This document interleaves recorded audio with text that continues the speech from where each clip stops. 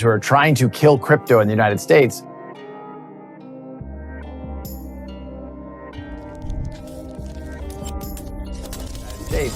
At a time when we want the U.S. to be one of the financial centers of this next generation technology. And so that's how we get it to be 1 billion people or more using this. And it's following kind of a similar adoption curve as the early internet. As the world changes, they want to be able to have interoperability between their traditional and their digital assets. They want to be able to do that through the value chain. 5 to 10% of all assets be tokenized. That's about 19.5 trillion. BCG came up with a 16 trillion. Whatever it is, it's a big number. We'll see the stable coins first, and then I think maybe next year might be the Ripple IPO after we have. And that's where Ripple, I think, is doing something interesting, is they're trying to replace ACH and SWIFT and become an interbank settlement system. I don't see it as competitive with Bitcoin. The DeFi world and the CBDC world are going to intersect. They're starting to converge. This conversation is happening right now. Know what you hold?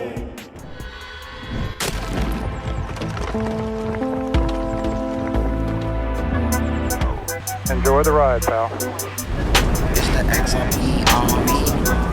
Welcome back to some more Moon O'Clock News. Shout out to the latest sub. We got Rome Spence in the building. Appreciate you stopping by, tuning in. We got a lot of bullishness going on as we gear up for the second half of this year. We got the total global cryptocurrency market cap today at 2.47 trillion, up about 0.3% in the past 24. We got XRP right around 48, 49 cents. We got Stellar XLM currently right around 9 cents. We got BTC right around 64,245. We got ETH right around 34, 35 hundo. Flare Networks 0.023, XDC 0.032, Axelar 62, 63 cents. Songbird right around 0089.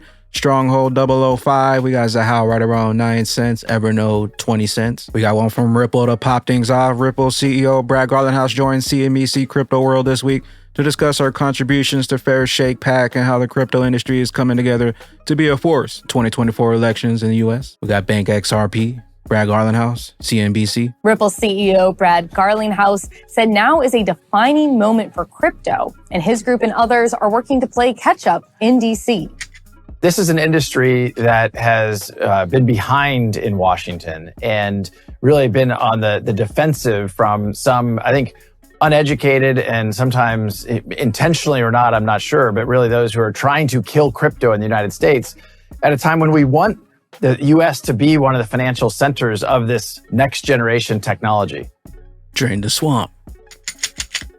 Breathe the standard. Get those jumpsuits ready. We got one from 707 Crypto. What's Brad's company been saying about crypto real world utility is now Coinbase and Brian Armstrong's motive. It's like crypto started as an asset class that people wanted to invest in. And it's great. It's, more than $1 trillion. And we've got over 400 million people globally, have used crypto now, about 5% of the global population. We're now starting to see it go from an asset class to real world utility. Payments and, voting and decentralized social and having a direct relationship with content creators and their fans. And all these kind of things are now coming online. And so that's how we get it to be 1 billion people or more using this. And it's following kind of a similar adoption curve as the early internet. Yeah, it's been interesting to do our own research on how many steps of the transaction process crypto is going to reduce. Yeah.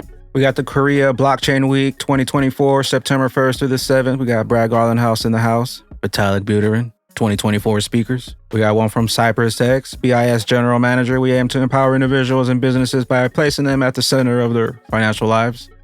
It is hard to see how useful financial innovation can really move forward. We have labeled our vision for the future financial system the Finternet. I will leave it to Nandan to expand on it and explain the more technical aspects. But let me provide a broad overview. The Finternet is a vision of multiple financial ecosystems that connect with each other, much like the internet. It aims to empower individuals and businesses by placing them at the center of their financial lives. The application of technology has meant that tasks that were once expensive and time-consuming, like making an overseas phone call or booking an hotel room in an unfamiliar city, can now be done with the flick of a finger. We got one from Mr. Zoom. David worked for NSA in 2001, SHA 256 published in 2001. Well, Not only does Bitcoin use SHA-256, XRP uses SHA-256/512. The thing that gets me the most, if Bitcoin was all supposedly NSA made and David worked for NSA and everything, yada yada. David's patent expired 7 days ago after the Bitcoin domain registered in 2008.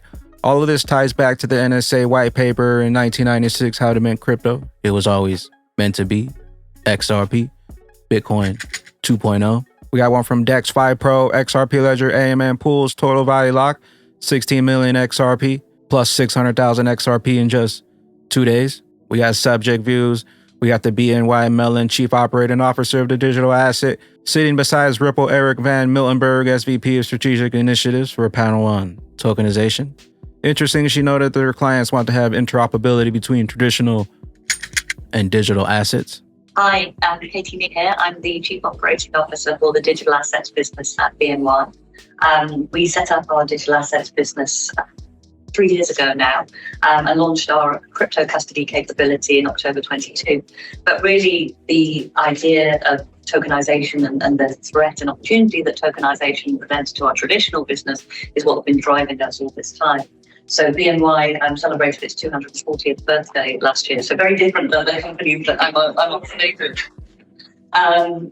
And we have, $50 trillion worth of assets under custody in the traditional space. But what we hear from our clients is, as the world changes, they want to be able to have interoperability between their traditional and their digital assets. They want to be able to do that through the value chain. So our strategy as a business is to create the products and create the opportunities for clients to achieve just that. Sometimes that's building ourselves on our own digital asset platform. Sometimes that's working with third-party platforms. And the way we've gone about building our business is to think about integrating both with our traditional tech stack, but also by incorporating partners and third-party blockchains into our network as well. So for a very old bank in a very new space, it's a really interesting opportunity. The stats around tokenization can bear out with our clients. And our clients are the biggest asset managers, asset owners, dealers, the people that we can see here in front of us. They all want to make this. We got one from Bond Crypto. Everything that's out there in the capital markets can be tokenized. We've estimated $1,400 trillion of assets. Best is still yet to come. Marketplace, because we've got a single digital chain of ownership now that we're looking at, from issuer all the way through to investor. Everything that's out there in capital markets today can be tokenized. And then you can add on top of that real estate. You can add on top illiquid securities, SMEs, and so on. So we've estimated $1,400 trillion of assets. Reality is, it's more than we currently do. That's what truly matters to us. When we look at where the demand is coming from and the changes, we see that Citi came out a couple of months ago saying there's an 80-fold increase in tokenization in the next 6 years. Northern Trust HSBC said 5 to 10% of all assets be tokenized. That's about 19.5 trillion. BCG came up with a 16 trillion. Whatever it is, it's a big number.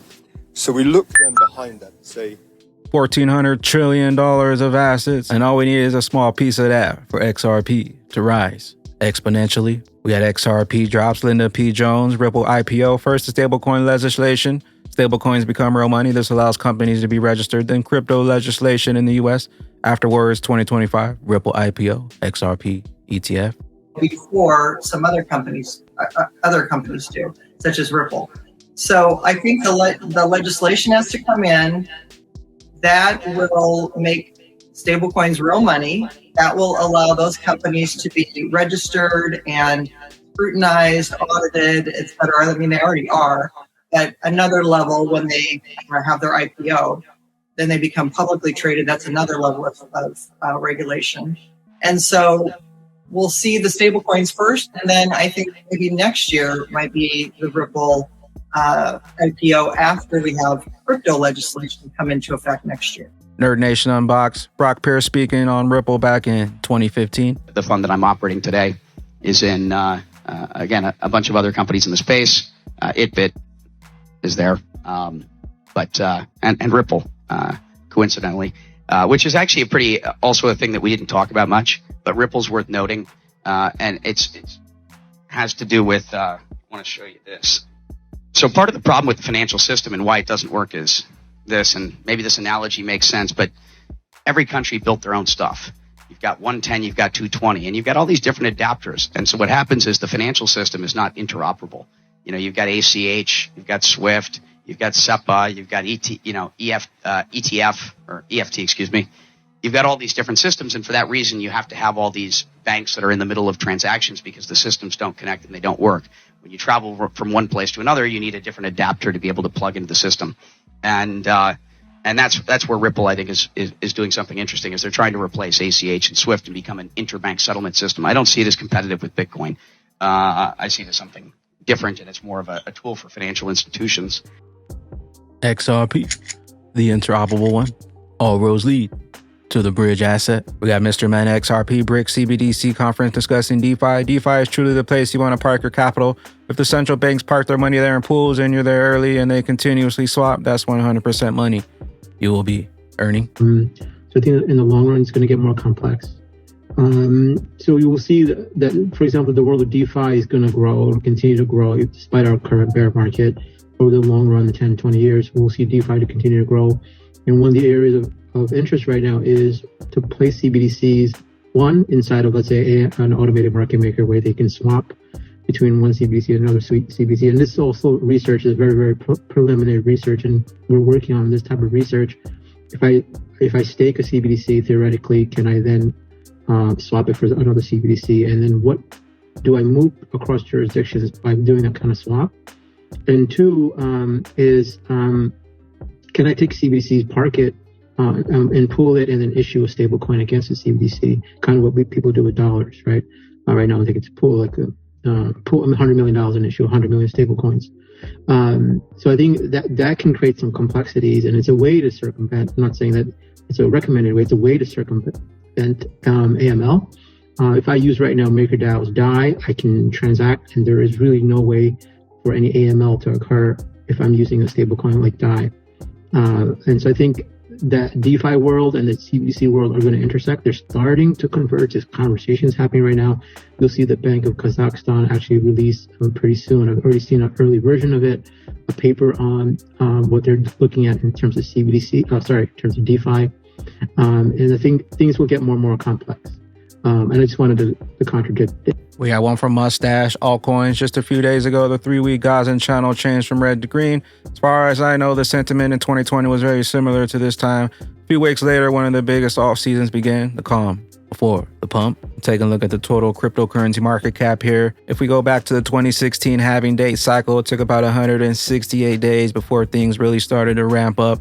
In our previous 2020 cycle, it took about 84 days before things really started to ramp up. Did we see the same thing in the current cycle? We recently just had the April 2024 halving. Look out going into the second half of this year for things to start ramping up like they did in the previous BTC halving cycles. The longer they take, the higher we climb on that XRP rich list. The best is still yet to come. Crawl, walk.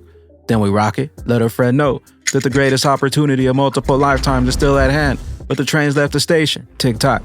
Tick-tock. Where will those bags be when that regulation jar of molasses finally breaks open and XRP's true price is finally revealed? Big bags. Later, glitches. And when we blow, ain't no told you so's. I'm a big ghost.